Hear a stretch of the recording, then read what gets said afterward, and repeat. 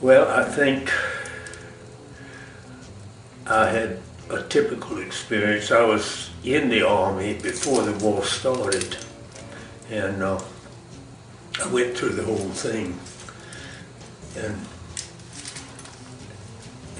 I saw a lot of the world. The Army moved us around a great deal.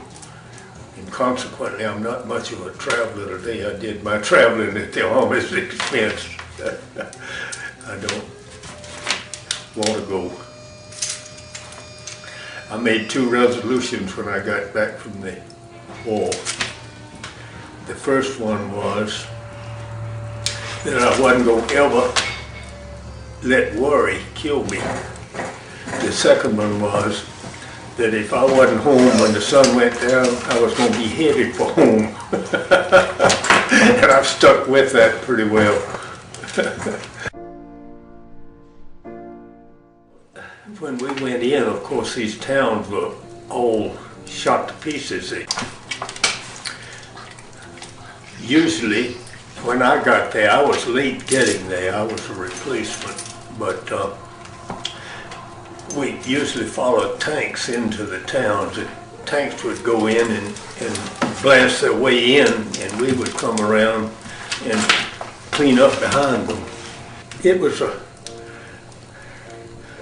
bad experience, but in a way it was a good experience because I think I learned a lot about the values of life, having realized that there were more important things than money in this life.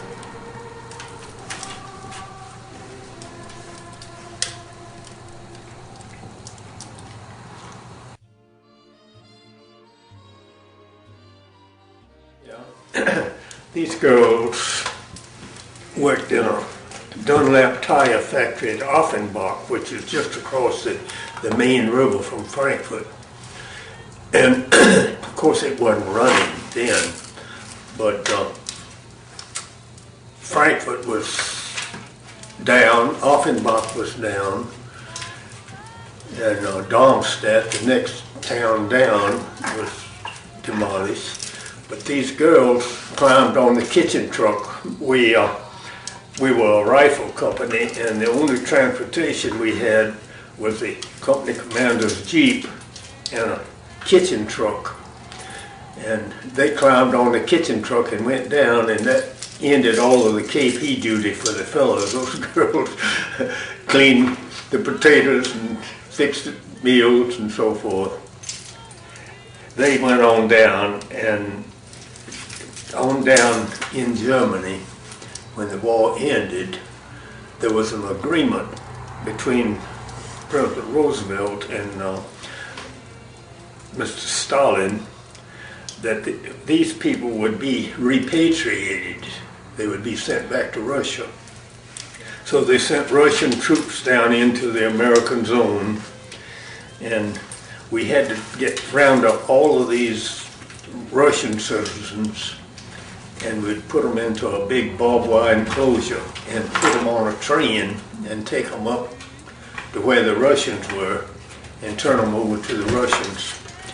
And they had everything that they owned on their backs wrapped in a blanket. When we got there, we had to almost fight the Russians to keep the train. They wanted to take the train too. And these people marched by, they made them throw their belongings onto a pile, and they loaded them on another train and took them back into Russia.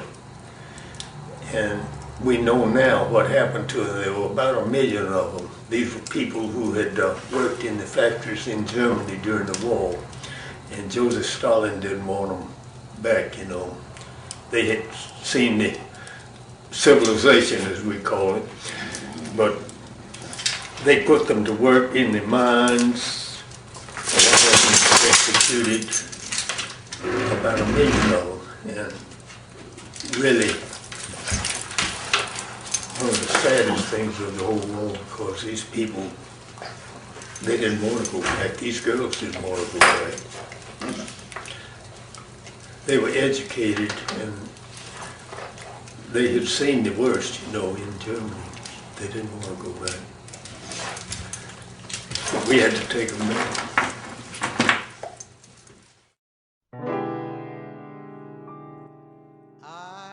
Well,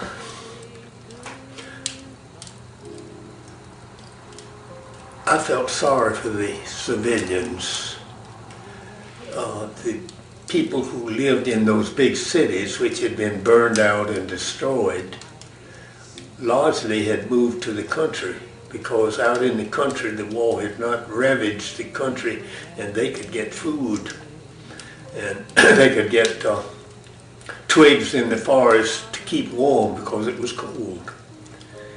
And there were very few people left in those towns. I mean, sorry for them.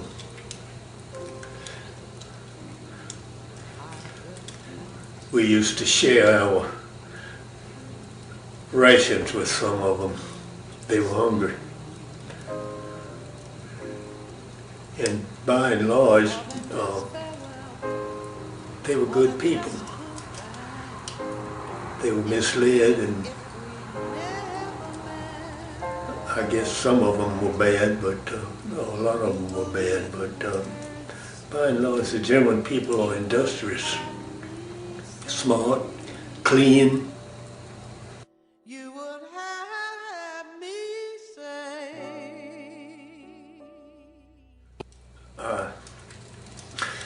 My graduating class from the Citadel had 144 members, and almost 40 of them were killed during the war.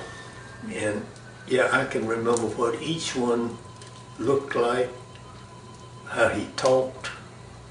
Yeah, we were close, and I think about him a lot. Yeah.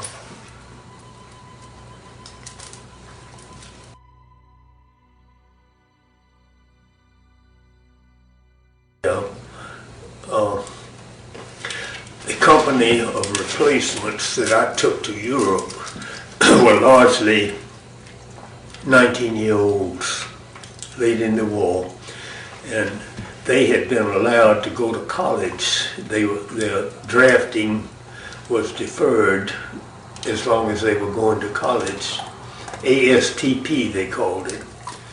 And the latter part of the war, when they were running short of replacements, they made them drop out of college and go into the Army. And I took a company of them, largely 19-year-olds, to Europe. And I don't know what became of them. I know that a lot of them were killed, I'm sure, because they went in as replacements, infantry replacements.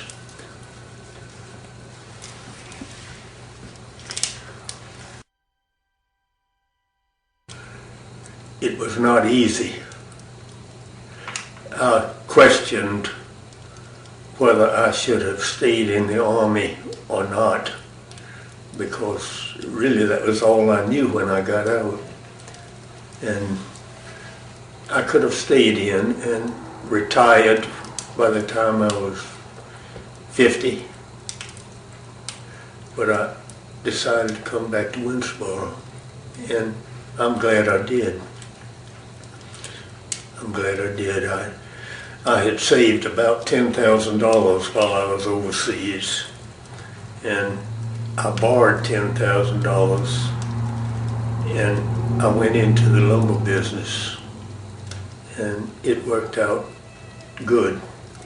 And I feel like it was good for the community as well as good for my existence. Yeah. The period after the war was a period of development. We had lots of factories moving in and so forth, and I was able to be a contributor to all of that construction and so forth.